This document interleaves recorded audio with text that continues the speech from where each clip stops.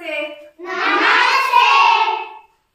शिष्यवृत्तीमध्ये अर्धा, पाव, पाऊण, सव्वा, दीड, अडीच अशा वेगवेगळ्या घटकांवरती ही आपली वेगवेगळी एककं देऊन वेगवेगळे प्रश्न विचारलेले असतात.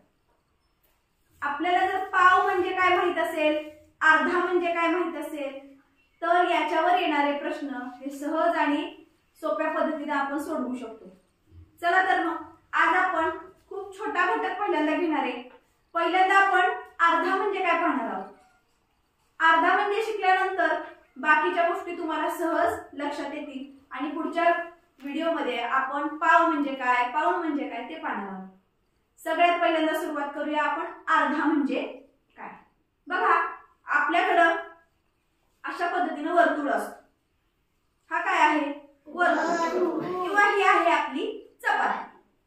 या चपातीतली आपण आईला म्हणतो मला अजून थोडी अर्धी चपाती दे की. मग आई आपल्याला अर्धी चपाती देते म्हणजे काय करते, तर या चपातीचे दोन समान भाग करते. अशा पद्धतीने चपातीचे हे दोन समान भाग झाले म्हणजे हा अर्धवर्तुळाकार झाला. हा आहे या वर्तुळाचा अर्धा भाग, म्हणून याला म्हणायचं अर्धा. काय म्हणायचं याला? हा आहे अर्धा. बघा, तसंच ही आकृती आहे. ही आकृती काय आहे? आयत. या आयताचा पण आपण अर्धा भाग केला, दुमड घातली, बरोबर मधोमध दुमड घालायची. आता तयार झाला हा आयताचा आपला अर्धा भाग. हा आयताचे आपण हे दोन भाग केले, हा झाला अर्धा भाग. कोणत्याही संख्येचा अर्धा भाग म्हणजे निम्मा भाग. अर्धा भाग म्हणजे निम्मा भाग. निम्मा भाग. सफरचंद असतं, सफरचंद आपण अर्ध मध्ये मध कापलं तर जे दोन भाग होतात त्यातला एक भाग म्हणजे अर्धा असतो, दुसरा भाग म्हणजे अर्धा असतो, मिळून तयार होतो पूर्ण सफरचंद. बरोबर आहे? अशा पद्धतीनं अर्धा हा घटक शिकल्यानंतर आपल्याला लक्षात येईल ही जी आपल्याला एककं दिली आहेत ही एककं आपली पाठ आहेत. दोन पाठ आहेत आपल्याला. डझन म्हणजे किती संख्या माहितीये, तासामध्ये किती मिनिटं आहेत माहितीये, पण आपल्याला अर्धा विचारलं की येत नाही. मग आपण काय करायचं, तर त्याचे दोन भाग करायचे. किती भाग करायचे? दोन भाग. चला आता तुम्हीच मला उत्तर द्यायचे बरं का. हे आहे डझन. काय आहे हे? डझन. पहिलं एकक आहे डझन. आपण म्हणतो वर्षाच्या सुरुवातीला 1 डझन वह्या आणल्या म्हणजे किती वह्या आणल्या?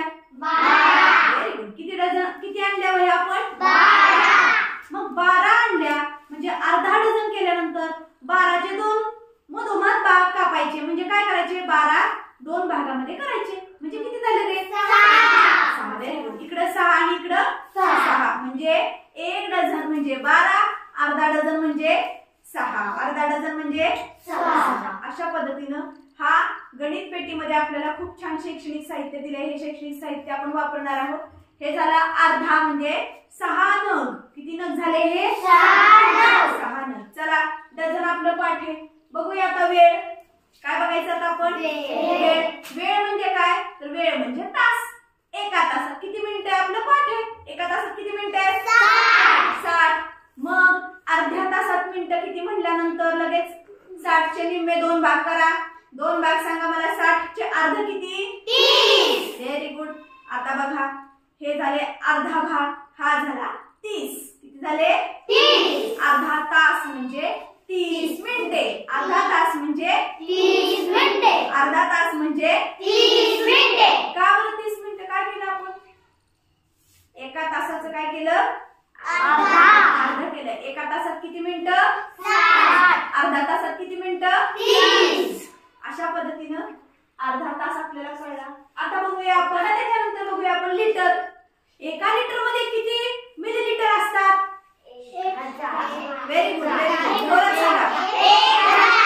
1000. एका लिटर मध्ये किती मिलीलिटर असतात? 1000. मग 1000 अर्ध करायचे आपल्याला. 1000 अर्ध करायचं म्हणजे किती झाले मग? 500. सगळंच येते. 500 मिलीलिटर. एका लिटरचा आपण अर्ध केलं ते झालं 500 मिलीलिटर. चला, लिटरचं पाठ आहे आपलं 1000. तिथून पुढं हे पण 1000, हे पण 1000. तुम्हाला माहिती आहे किलोग्रॅम म्हणजे? किलोग्रॅम मध्ये किती ग्रॅम असतात? 1000. त्यात पण आपण अर्ध केलं, त्याचं पण उत्तर किती येणार मग? 500.